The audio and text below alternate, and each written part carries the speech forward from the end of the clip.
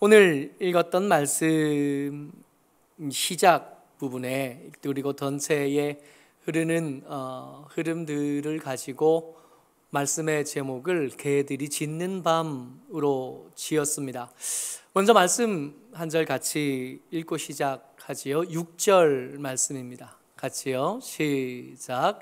그들이 점으로 돌아와서 개처럼 울며 성으로 두루 다니고.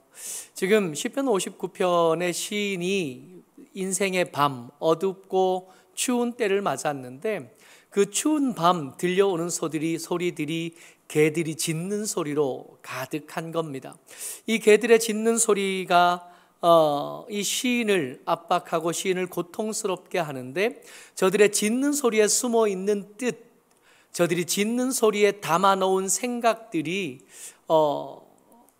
뭐냐 하면 7절에 이렇게 드러나요. 저들이 왜 짖는지, 저들의 소리가 왜 커졌는지, 저들이 무슨 목적과 의도를 가지고 이 깊고 산들어 있어야 될 밤, 낮 동안 지났던 그 피곤한 것과 그 어려운 것들을 쉬어 회복해야 될 밤을 소란스럽게 하는지. 7절이요. 같이 읽습니다. 시작. 그들의 입으로는 악을 토하며 그들의 입술에는 칼이 있어 이르기를 누가 들으리요 하나이다. 저들의 의도, 그들의 짖는 소리의 의도는 뭐냐 하면 악을 토하는 것이고, 그들의 입술에는 칼이 있어서 이 지금 굶주리고 혹은 피곤하고 두려움에 빠진 시인을 압제하고 삼키려 하고 죽이려는 의도로 가득 차 있습니다. 그런데 이 7절 말씀을 자세히 들여다보면 그들이 그렇게 큰 소리를 내면서도 그 큰 소리가 들킬 것에 대한 주저함이 없어요. 그들의 입으로는 악을 토하며 그들의 입술에는 칼이 있어 이르기를 누가 들으리요 하나이다. 누가 들어도 상관이 없습니다. 사실은 이제 개들의 짖는 소리는 대세가 되어버렸어요. 개들의 짖는 소리는 그들의 악한 것을 가득 품었고 악한 목적들과 악한 기대들로 가득 찬 그 소리들은 이미 그 마을 안에, 그 성 중에 대세가 되고 흐름이 되었기 때문에 누가 들어도 상관이 없어요. 누가 이 개들이 짖고 있는 것에 대해서 너희들 왜 그렇게 짖어대냐, 너무 시끄럽다 말하는 사람이 없습니다.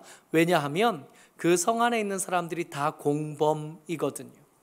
모두가 함께 짖는 자가 되었습니다. 모두가 함께 이 악한 의도에 동의했고 악한 시도에 공감하고 있는 중이에요. 근데 시인이 이 깊고 추운 밤에 고민이 점점 더 깊어질 수밖에 없는 것은 아무리 생각해도 저들이 왜 짖는지, 저들이 나를 향하여 왜 이렇게 악한 의도를 품었는지, 저들이 왜 나를 이렇게 못 잡아먹어서 안달이 났는지를 아무리 생각해도 모르겠는 거예요. 3절 말씀입니다. 같이 읽어요. 시작. 그들이 나의 생명을 해하려고 엎드려 기다리고 강한 자들이 모여 나를 치려 하오니 여호와여, 이는 나의 잘못으로 말미암음도 아니요 나의 죄로 말미암음도 아니로소이다. 아멘. 잘못했으면 대가를 치르면 되잖아요. 손해를 입혔으면 갚아주면 되잖아요. 내가 잘못한 게 있어서 당하는 어려움이고 아픔이라면, 아멘, 맞습니다. 저는 지금 당할 만하고요, 저는 지금 아플 만하고요, 저는 지금 어려울 만합니다. 그동안 잘못 살았던 시간들 주님 이참에 깨끗하게 하여 주옵소서. 이거 다 달고 가는 거 그동안도 힘들었는데 이참에 이 죄의 무거운 짐들을 이 고난당하는 때에, 이 고통당하는 때에 잘라버리고 깨끗한 몸으로, 가벼운 몸으로 다시 시작할 수 있게 하여 주옵소서. 기도하면 되는 거거든요. 이 코로나, 이 2년째 당하는 이 어려운 때에 여러분들과 제가 이렇게 기도할 수 있거든요. 그동안 하나님, 우리가 믿음 있는 줄 알았는데 믿음 없다는 것이 코로나 시국에 밝혀졌습니다. 하나님, 내가 그동안 하나님의 말씀 가운데 믿음으로 단정히 세워져 가고 있는 줄 알았는데 모이지 못하게 되고 나니까, 찬양대의 도움을 받지 못하게 되니까, 옆에 함께 기도하는 사람들의 도움을 받지 못하게 되니까 예배가 안 되는 걸 발견해낸 거예요. 시간은 정했고 카톡은 날라오지만 그 시간이 되어도 이부자리 정리가 안 되고 안 씻어지고, 그렇게 예배 시간에 겨우 누워서 화면은 켰는데 누워진 자리에서 일어나지도 않고 잠이 든 건지 깬 건지 내가 지금 여기 있는지 저기 어디에 있는지 모르고 시간만 보내는 모습을 보면서, 아, 나 믿음 없었구나. 그동안 내가 하나님 앞에 신실한 예배자로 세워져 가고 있는 줄 알았는데 아니었구나 하는 걸 알게 된 거죠. 그래서 이렇게 시간을 보내는 중에, 하나님, 옆에 사람 보는 눈이 없어도 하나님 앞에 합당한 예배자로 살겠습니다. 그동안 잘못 살았던 시간들 이참에 청산하고 정리하겠습니다. 그러면 되거든요. 그러면 긍휼이 많으신 하나님께서, 모든 것들 중에 자비하심이 가장 크신 하나님께서 우리를 깨끗하게 하실 것을 우리가 믿잖아요. 그렇게 하면 되거든요. 근데 문제는 이 개들의 짖는 소리가 온 성중에 가득한 이때에 아무리 돌이켜 생각해봐도, 아무리 되짚어 세어봐도 뭘 잘못했는지 모르겠는 거예요. 어떤 것을 고쳐야 되겠는지 기억나는 게 없는 거예요. 그래서 이 밤은 그야말로 고통스럽습니다. 이 시인이 그동안 경험했던 모든 밤들 중에 가장 춥고 가장 어두운 밤이 되어진 겁니다. 매번 시편을 살펴보면서 표제가 있는 시편은 그 표제를 염두에 두고 읽어야 된다 그랬잖아요. 시편 59편의 표제는 이렇게 되어 있습니다. 한번 같이 읽어볼까요? 시작. 다윗의 믹담시 인도자를 따라 알다스헷에 맞춘 노래. 사울이 사람을 보내어 다윗을 죽이려고 그 집을 지킨 때에 라고 되어 있습니다. 그래서 지금 이 시의 배경, 이 시편 59편의 배경은 뭐냐면, 사울이 사람을 보내서 다윗이 집에 있는 때, 다윗이 집에 있을 때 다윗을 잡아가려고 하고 다윗을 죽이려고 하던 그때예요. 사울이 다윗을 죽이려고 한 때가 한두 번이 아니니까, 그 평생에 사울은 다윗에게 대적이었으니까 언제를 콕 집기가 그리 쉽지는 않으나, 사무엘상 19장에 보면, 사무엘상 19장을 시작하면서 하나님의 말씀이, 사울이 이제는 아까 이 성중에 돌아다니는 개들이 그 짖는 소리를 이제는 숨기려 하지도 않고 이제 흐름이 되어서 모든 사람에게 동의를 얻었다 한 그것과 이제 연관해서 보면 19장이 제일 잘 어울리는 겁니다. 그래서 사무엘상 19장을 중심으로 해서 이 시를 좀 살펴보면서 이 어두운 밤에, 이 춥고 개들이 짖는 소리로 가득한 이 밤에 어떻게 믿음을 지킬 수 있겠는지, 어떻게 내 생명을 지켜낼 수 있겠는지에 대해서 함께 말씀을 나누려고 합니다. 사무엘상 19장 1절 말씀이에요. 같이 읽습니다. 시작. 사울이 그 아들 요나단과 그의 모든 신하에게 다윗을 죽이라 말하였더니, 그러니까 이게 배경이 같아지는 거예요. 사울이 다윗을 질투하잖아요. 사울보다 더 큰 칭찬을 받고 더 큰 전과를 올린 다윗을 질투하는 중에, 그 질투가 처음에는 밖에 내어놓을 만한, 옆에 사람들하고 마음대로 생각을 나눌 만한 그렇게 당당한 것은 되지 못해서 마음에 묻어두고만 있다가 어느 시점이 되니까 더 이상 이 질투가 커지고 뜨거워지면서 속에만 담아둘 수 없게 된 겁니다. 그래서 왕 사울은 그 주변에 모인 신하들과 그 주변에 모인 세력들과 함께 이 일을 공론화한 거예요. 그러니까 정책이 되어진 거고, 이 다윗을 향한 수배령, 다윗을 향한 살의는 이제는 사울에게만 있는 게 아니라 동네 사람들, 그 아들 요나단과 그리고 그 신하들 모두에게 공유된 이야기, 공론화돼서 9시 뉴스에 나온 이야기가 되어진 겁니다. 법이 만들어졌고 그 법이 공포되는 지경에까지 이르게 된 거죠. 자, 그래서 개들이 짖는 밤, 이 제목으로 우리가 나눌 첫 번째 이야기는 뭐냐 하면, 이 깊고 어두운 밤에, 여러분 우리도 그렇지만 매번 살아가다 보면 삶에 뜻하지 않고 계획하지 않았던 특별히 더 어두운 밤을 만나잖아요. 특별히 더 고통스럽고 특별히 더 힘든 시간들을 맞이하게 되는데, 그때 그 어두움에 마음이 뺏기고 그 개들이 짖는 소리에 귀가 뺏기고 나면 다른 게 하나도 안 보이게 되는 게, 이게 함정같처럼 다른 건 아무것도 없고 어두운 것만 있고, 다른 건 아무것도 없고 나를 잡아먹으려고 하는 개들만 짖는 소리, 그 소리들만 귀에 가득 차다고 생각하기 쉬운데, 여러분 그렇지 않다는 겁니다.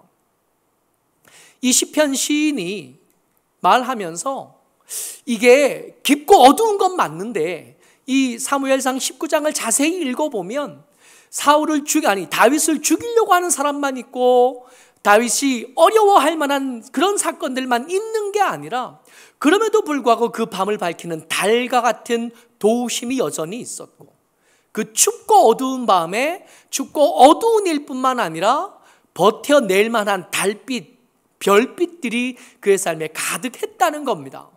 어쩌면 달이 낮에도 떠 있기는 하잖아요. 다만 해가 너무 밝아서 안 보일 뿐이죠. 가끔 왜 낮에 하늘 이렇게 올려다보면 낮달이 이렇게 떠 있는 거 보면 새삼 달이 저기 있네 할 때가 있잖아요.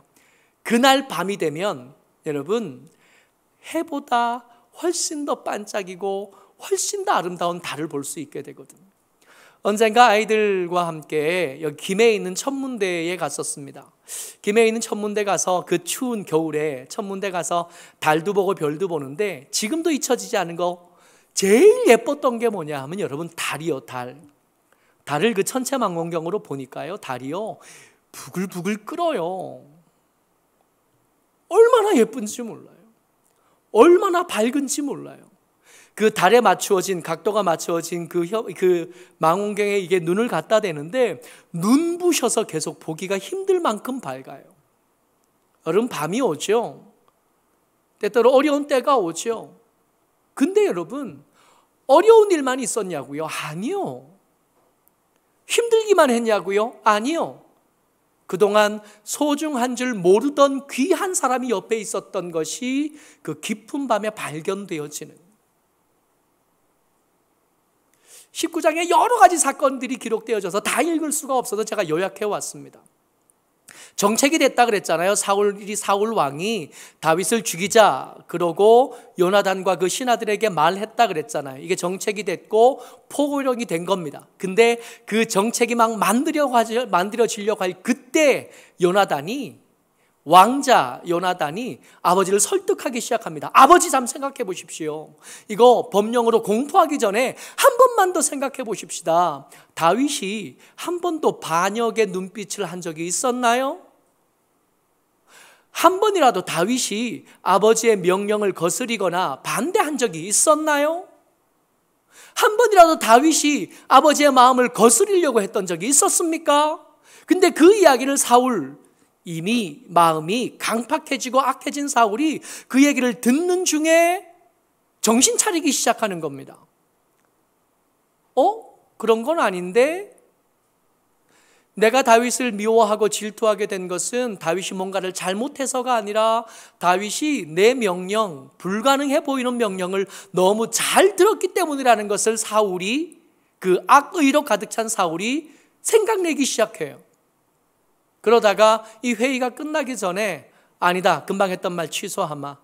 다윗은 여전히 내 신하고 내 편이구나 하고 정신 차리게 돼요.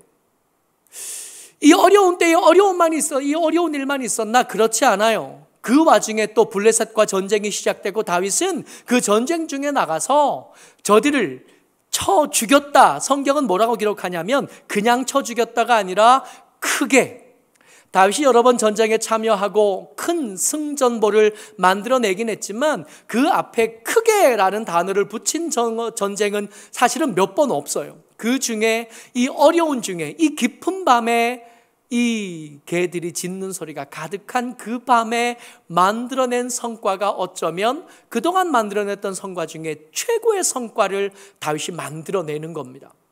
칭찬받고 다시 존경받고 다시 질투를 불러일으키고, 그러고 있는 중에 어쩌면 사울은 다시 그 질투 가운데 하나님이 부르시는 악령에 시달리게 됐는지도 모르겠어요.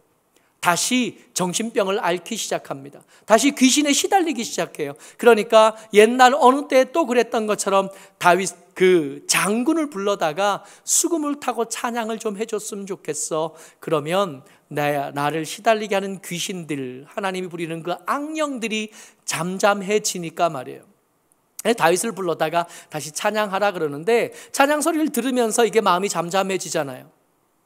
귀신들이 떠나가고 악령에 행사하는 그 영향력이 조금씩 줄어들기 시작하잖아요. 정신 차리는 거예요. 여러분, 사울이 다윗을 죽이려고 단창을 던지고 창을 던질 때 미쳐서 그런 게 아니에요. 정신을 차려서 저를 그냥 계속 두면 내가 내 왕위를 내 아들 요나단에게 물려주지 못하겠구나 생각한 겁니다. 그래서 정신 차리고 보니까 마침 다윗이 그 앞에 있잖아요. 수금 타고 있잖아요. 방패도 없이 무장도 없이 그냥 있잖아요. 그래서 단창을 던져서 죽이는데, 여러분, 우리가 생각하는 단창과 이 전쟁에 익숙한 이 사람들이 생각하는 단창은 용도가 달라요. 이 단창은 가까운 데서 던지면 피할 수 있는 게 아닙니다. 이 창 던지면 다윗을 꿰뚫는 것과 동시에 그 시체를 달고 벽에까지 꼽을 수 있는 것, 박을 수 있는 게 이 사울의 단창이거든요. 늘 그 가까운 데서 던졌는데 그 창이 안 맞는 거예요. 뭐 어려운 일만 있었다고요? 반드시 죽을 수밖에 없는 위기를 그 밤에 죽지 않고 벗어난 기억이 한두 번이래야죠. 그렇지 않아요? 가만히 누워 생각해 보면 오늘 하루만 해도 위험했던 순간들이 한두 번이 아니잖아요. 운전하고 다니는 중에, 사람들과 대화하는 중에 충분히 오해를 살 만한 말들이 불쑥 입에서 튀어나와서 관계가 어색해지고 분위기가 이상해지는 경험이 한두 번이라야죠. 그것들 이렇게 쓱 지나갔던 기억들이 한두 번이 아닌 겁니다. 다윗이 사울 앞에서 도망가서 집으로 갑니다. 사울이 집으로 도망간 다윗을 잡으러 보내요. 사람들을, 병사들을 보내서 다윗 잡아와라. 그랬더니 이 다윗의 집에 다윗의 아내 사울의 딸 미갈이 있잖아요. 그 미갈이 다윗을, 내 아버지가 당신 잡으러 왔으니까 여기 있다 그냥 잡혀가서 죽겠으니까 얼른 숨자. 그러고는 다윗의 침대에 우상, 그 집에 왜 우상이 있는지 모르겠으나 그 우상에다가 양털로 장식해놓고 이불로 덮어서 내 남편 다윗이 아프니까 지금 못 간다고. 전령이 몇 번이나 돌아와요. 그러니까 사울이 안 되겠어요. 사울이 직접 가서 보니까, 사울이 안 되겠으니까 그 침상째 다 그냥 들고 오라고, 침상대 잡아오라고. 그랬더니 미갈이 뭐라 그러냐면 다윗이 나를 협박했다고. 다윗이 나를 협박해서 도망치게 하고 그를 이렇게 덮어서 위장할 수밖에 없었다고. 여러분, 미갈은요 그렇게 지조 있는 여자가 아니에요. 미갈은 그렇게 칭찬받을 만한 구석이 있는 지혜로운 여자가 아닙니다. 근데 그 지혜롭지 않던 그 여자가 다윗을 살려내는 거예요. 여러분, 밤이 어둡기만 하냐고요? 그렇지 않습니다. 다윗이 거기서 도망가서 어디로 가냐 하면 사무엘 선지자 사무엘을 찾아가요. 이 사무엘이 라마라는 도시에 있는데, 이 도시에 찾아갔는데 여러분 한번 생각해 보세요. 온 나라가 다윗을 죽이려고 합니다. 그때 이 다윗을 숨겨준다는 것은 그 딸 미갈이니까 봐주는 거지, 다른 사람이면 공범되는 거 아니에요? 같이 잡혀가는 거고 같이 죽는 거 아니겠습니까? 사무엘이 다윗을 향하여 왜 왔느냐 하지 않아요. 받아줘요. 받아줄 뿐만 아니라 자리를 조금 더 옮겨서 라마 나옅이라는 특별한 장소로 옮겨갑니다. 그 장소에 옮겨가니까 사울이 잡아와라 그러고 전령을 보내잖아요. 전령이 왔는데 이 라마 나옅 그 경계만 넘어서면 갑자기 멀쩡하던 사람이 예언하기 시작하는 거예요. 성령의 충만함을 입어서.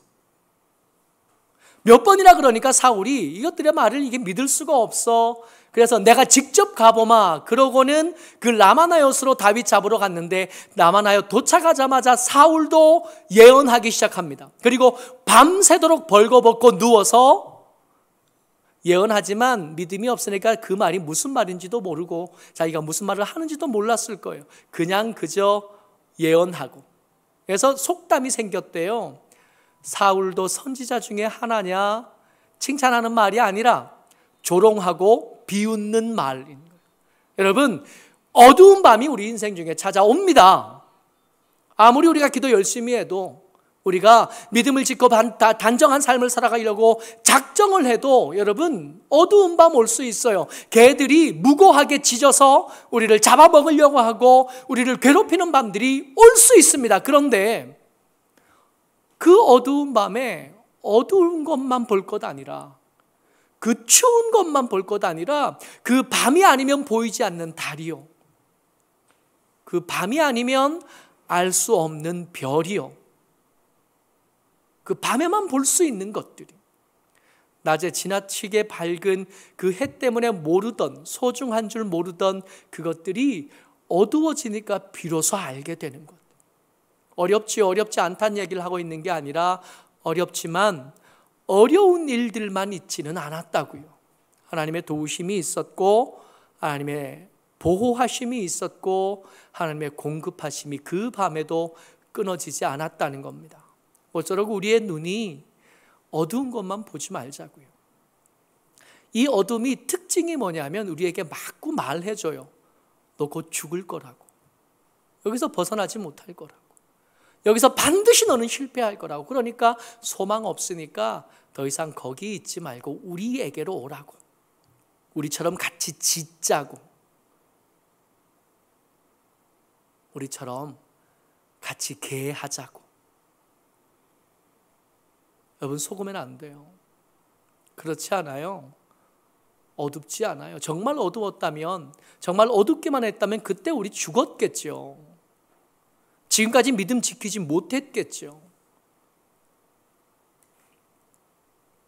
개들이 짖는 밤을 노래하던 시인이 그 밤이 지난 다음에 아침을 노래합니다. 16절 말씀이요. 같이요. 시작. 나는 주의 힘을 노래하며 아침에 주의 인자하심을 높이 부르오리니 주는 나의 요새이시며 나의 환난 날에 피난처 심이니이다. 아멘.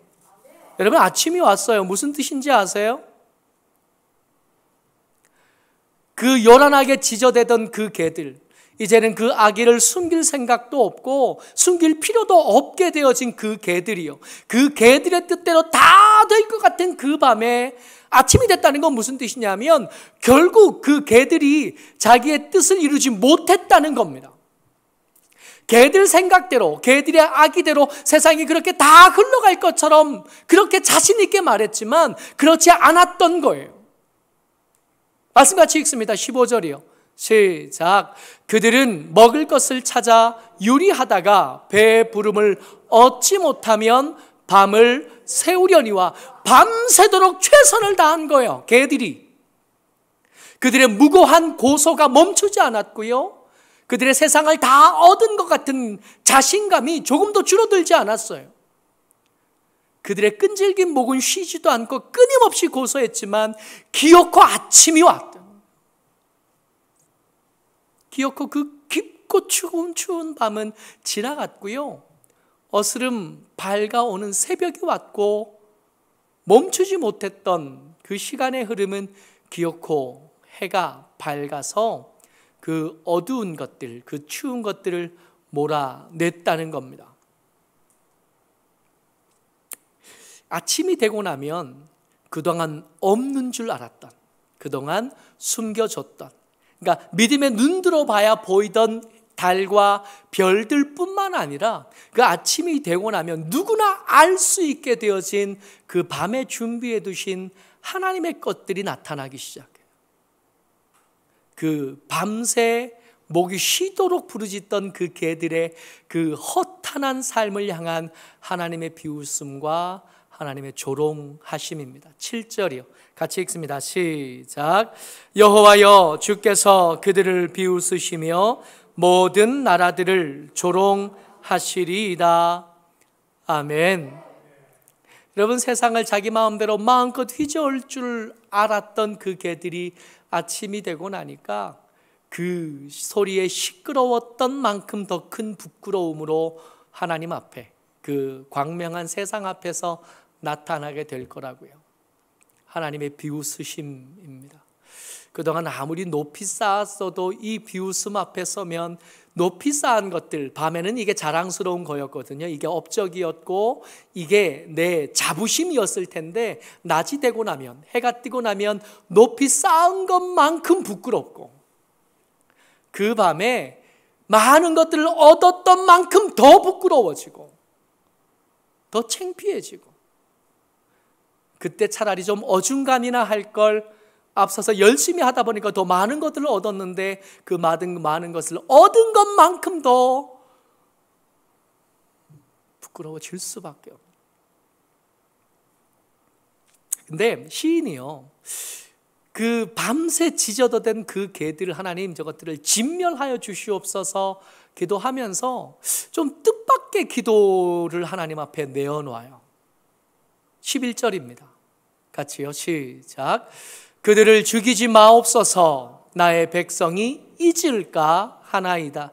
우리 방패 되신 주여, 주의 능력으로 그들을 흩으시고 낮추소서. 자세히 보면 그 밤새 지저대다가 지금 부끄러움을 당하던 그 개들이 있잖아요. 그 개들을 낮추기는 하고 흩어놓기는 하시는데 어떻게 하시라고요? 죽이지는 말아달라는 거예요. 그럼 없어져야 되잖아요. 진멸당해야 마땅하거든요. 근데 하나님, 저들 죽이지는 말고 살려두십시오. 살려는 두는데 우리들이 저들을 보고 저들이 밤에 얼마나 악했는지를 기억해내고 아침에 저들이 얼마나 부끄러웠는지를 잊지 않을 증거와 표지판으로 삼아 주십시오.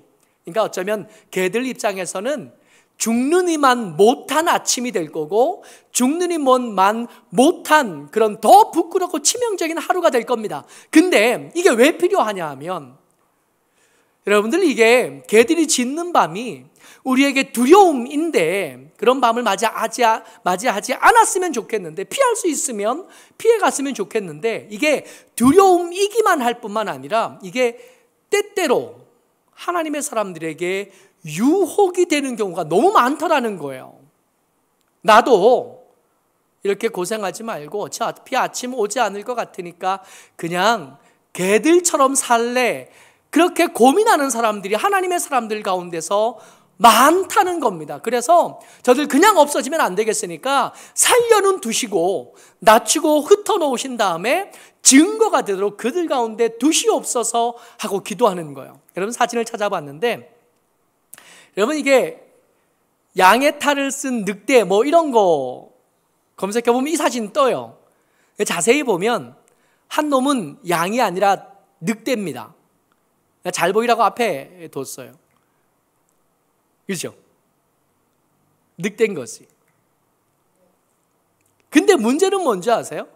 이 사진도 사실은 우스운 사진이고 사실은 꺼려지는 사진이긴 한데, 더 부끄러운 거 뭐냐 하면 양이 늑대의 탈을 쓴 거예요. 더 이상 양으로 못 살겠다고 생각한 거예요. 더 이상 무고한 하나님의 백성으로, 하나님의 사람으로 살기가 너무 버겁다고 느껴지는, 그냥 나도 저들처럼 지저대며 살고 싶어요. 밤에 굶주리고 추위에 쫓겨다니며 살 것 아니라 나도 개인 척하면서, 나도 늑대인 척하면서, 그러면서 저들 틈에서 살고 싶어요. 그러다 보니까 양으로는 거기 가면 먹이밖에 안 되겠으니까 어디서 얻었는지 늑대 두껍을 뒤집어 쓰고 늑대인 척하고 살겠다고 생각하는 사람들이 있다고요. 밤이 너무 기니까, 아침이 오겠나 싶으니까. 여러분, 양이 짖으면 개소리가 날까요? 양이 뛰면 개처럼 빠를까요? 잘 못할 거거든요.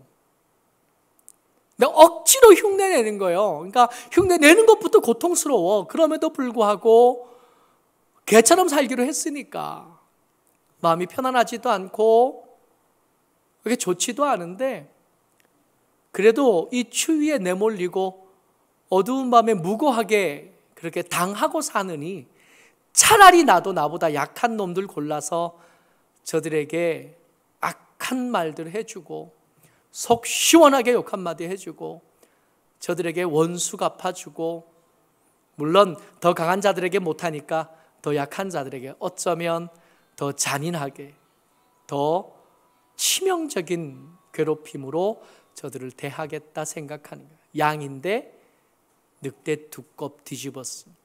그렇게 아침을 맞이하니까 하나님의 비웃음과 하나님의 조롱을, 원래는 이거는 누구 위한 거예요? 밤새 지저대던 개들 위한 거거든요. 하나님께서 개들을 위해서 준비한 비웃음과 조롱을 개들 틈에서 개도 아닌 주제에 그 비웃음을 듣는 거예요. 그 조롱을 듣는 거예요. 뭐하고 살다가? 개처럼 살다가. 근데 여러분, 그런 일들이 생각보다 더 많은 거 아세요? 더 이상 못 버티겠다고 생각하고, 하나님이 이제는 계시는지 안 계시는지 잘 모르겠으니까 나 이제 그냥 개로 살래 한 사람들의 이야기가 사실은 굉장히 많아요. 여러분 기억하셔야 됩니다. 개들이 짓는 밥은 두렵지만 두렵기만 한 게 아니라 유혹이 돼요. 너도 개처럼 살자고. 너 더 이상 버티지 말고 주위를 둘러봐라. 다 그러지 않냐? 모두가 다 그렇게 살지 않냐? 너 하나 반듯하게 산다고 누가 알아주기나 하나? 요한 웨슬레가 영국 사람인데 감리교의 창시자예요. 그 사람이 뭐라 그랬냐면, 악은 유행한다고 선이 되지는 않는다. 그런 마음에 새겨두셨으면 좋겠어요.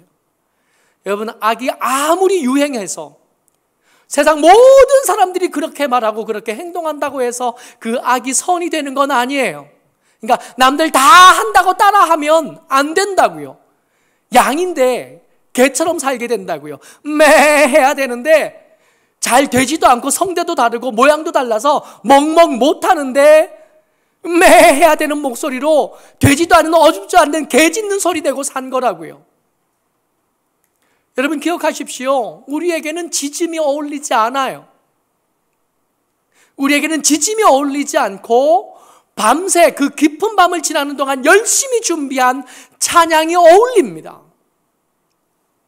이미 예전과 달리 되지 않아요. 예전에 아무렇지도 않게 하던 그 범죄하는 것이 이제는 우리에게 맞지 않게 되었어요. 아버지 하나님께서, 우리 주 예수 그리스도께서 십자가에 못 박혀 돌아가시면서 우리의 체질을 바꾸셨다고요. 이제 우리 그 옛날 사람 아니에요. 개 짖는 소리 안 어울려요. 그리고 짖는 소리처럼 들리지도 않아요. 근데 억지로 그거 따라 하다 보면 그 비웃음과 조롱을 아침에 당할 수밖에 없다고요. 아까 읽었던 말씀인데 16절 다시 한 번 더 읽습니다. 시작. 나는 주의 힘을 노래하며 아침에 주의 인자하심을 높이 부르오리니 주는 나의 요새이시며 나의 환난 날의 피난처심이니이다. 아멘. 여러분 찬양이 언제 시작된 줄 아세요? 아침에 해 뜨는 거 보고 시작한 게 아니에요. 아침에 해 뜨는 거 보고 시작한 찬양이 아니라 밤에 개들이 짖을 때, 그때 하나하나 쟁여두고 하나하나 기록해둔 겁니다. 그게 아침이 돼서 터져 나온 거예요. 그러니까 찬양은 아침에 하면 늦어요. 밤에 개처럼 살다가, 개 껍데기 뒤집어 쓰고 살다가, 개 짖는 소리 흉내내면서 살다가 아침이 딱 시작되면 갑자기 찬양 소리가 나올까요? 이제는 양 소리도 아니고 개 짖는 소리도 아니고 이상한 소리가 나오게 마련이거든요. 그 소리로는 찬양 못해요. 어둡지만 춥지만 하나님께서 허락해 주신 그 달빛, 하나님께서 허락해 주신 그 별빛 의지에서 믿음을 지키고 살다가 그때 만들어둔 노래를 가지고, 그때 만들어둔 가사를 가지고 아침이 되면 속으로, 개들이 짖을 때 이거 큰 소리로 낼 수 없었거든요.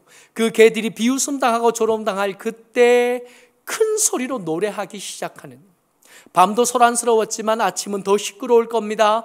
그 깊은 밤에 나를 지키셨던 하나님 이야기 안 하고, 그 깊은 밤에 나를 지켜내시고 살려내신 하나님 노래하냐고. 아침은 밤보다 더 시끄러울 거고, 더 큰 소리로 가득할 거고, 하나님의 드러난 영광으로 더 찬란하게 되고. 그러니까 어울리지도 않는 개 흉내 그만 내고 얼른 양의 자리로 돌아오. 좀 추워도, 좀 힘들어도 여전히 양, 하나님의 백성, 하나님의 성도로서의 정체성 잊어버리지 말고 그거 붙잡고 아침을 기다리는 저와 여러분 되시기를 주의 이름으로 축복합니다. 아멘. 은혜가